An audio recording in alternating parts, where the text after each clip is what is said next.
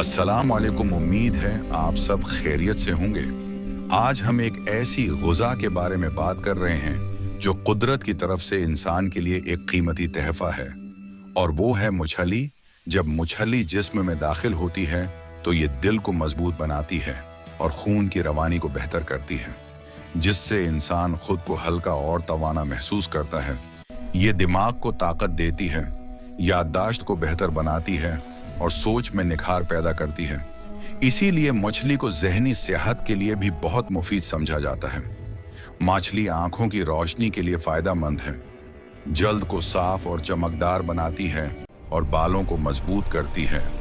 ये हड्डियों और जोड़ों को ताकत देती है और जिस्म की कमज़ोरी को आहिस्ता आहिस्ता दूर करती है।